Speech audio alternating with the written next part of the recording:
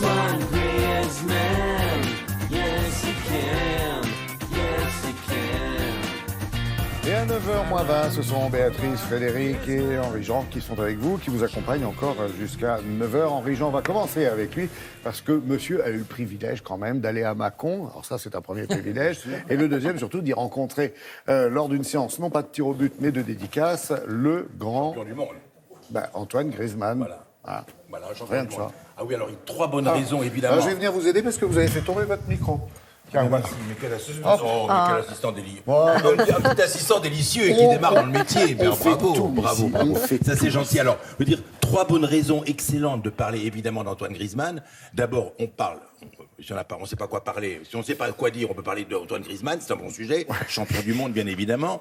Deuxièmement, il fait la couverture de Tétu parce qu'il a eu le courage, le culot plutôt, de se déclarer en champion contre l'homophobie, disant que l'homophobie dans le football ça suffit. Il est le seul footballeur. Il a entraîné pas mal de footballeurs derrière. Il y a eu toute une opération avec les arbitres, etc. Il était le premier à oser et avoir parce qu'il avait demandé à plusieurs, tout le monde avait refusé. Très bien. Et puis alors l'autre bonne raison d'en parler, c'est qu'il vient de publier une série de petits livres chez Michel Lafon qui raconte sa vie en série. Alors, il raconte sa vie, 6 petits volumes. Alors, c'est des bouquins qui ne sont pas destinés aux enfants qui l'adorent, bien évidemment.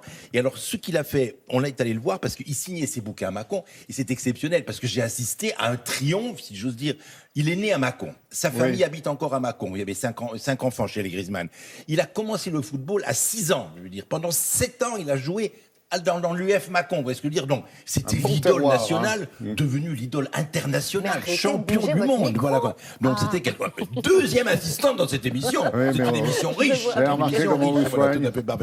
Donc, alors, nous sommes alors, il était flanqué, accompagné de sa petite sœur qui s'appelle Maude.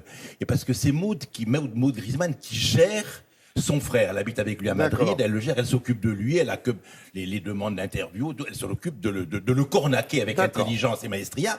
Vous verrez comment elle est décorée, Maude. Je vous invite à rencontrer les Griezmann, frères et sœurs, à Mâcon. Oh les champions, on est tous ensemble, c'est le grand jeu, la France est de... Quel est à tous deux, et dans l'ordre, l'état actuel de votre esprit de vous retrouver à Mâcon? Moi, très heureux. Voilà, c'est là où je reprends un peu l'énergie que je laisse sur les terrains. Donc, voilà, profiter de la famille, des petits plats de maman, prendre beaucoup de force pour tout donner après avec l'équipe de France. Et moi, justement, j'ai profité de cette petite fenêtre de tir pour proposer à Antoine de faire une dédicace à Mâcon. C'était très important pour moi que ça se fasse ici et pas ailleurs. Tout simplement parce qu'on est là, on est né ici et qu'on est très attaché à notre ville. Qu'est-ce qui a motivé l'écriture de cette histoire? Vous voulez que ça serve de modèle, que ça serve, soit inspirant pour des gosses? C'est un peu leur montrer comment j'en suis arrivé, par où je suis passé. C'est un peu expliquer en essayant d'être le plus précis possible et de leur montrer comment arriver à ses rêves. Pour que ça serve de modèle, en quelque sorte. Exactement. Et vous trouvez que c'est bien que votre frère fasse ce genre de choses et qu'on le propose à des jeunes? Oui, totalement, parce que ça montre aussi le travail, les sacrifices. Et il n'y a pas que ça, heureusement, dans le livre aussi. C'est les notions de partage, de famille, d'esprit d'équipe aussi, de passion. Et c'était très important pour nous de faire passer ces messages-là et aux plus jeunes. Est-ce qu'il y a un déclic, un événement, une idée, quelque chose qui a fait que... Non, ça a été petit à petit de suivre mon père qui était entraîneur. J'étais toujours avec mon ballon. Donc voilà, après, je pense que le déclic, c'était en moins de 13 ans où les clubs Lyon, Saint-Étienne et d'autres venaient un peu s'intéresser à moi en tant que joueur. Donc c'est là où je me suis dit que je pourrais, pourquoi pas, être professionnel. Ces gosses, ils vivent en partie par vous ou pour vous. Je veux dire, ils ont une folie, une passion, c'est le football. Quel effet ça vous fait de rencontrer ces foules sentimentales qui vous portent beaucoup d'amour, beaucoup de tendresse, beaucoup de respect? Très ému et un peu stressé. Mais voilà, je me rappelle, moi et mon père, quand on allait voir les joueurs professionnels de l'Olympique Lyonnais, j'étais pareil pour Sonny Anderson, j'avais les grands yeux ouverts. Donc voilà, beaucoup de tendresse avec mes fans et prendre un bon petit moment avec eux. Qu'est-ce qui a motivé votre engagement contre l'homophobie? Je sais que ma parole a un poids, que je suis très écouté.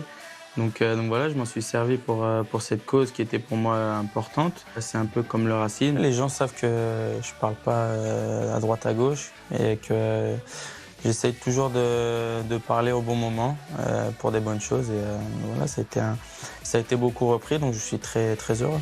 Est-ce qu'on peut être plus heureux que ce que l'est Antoine Griezmann en ce moment?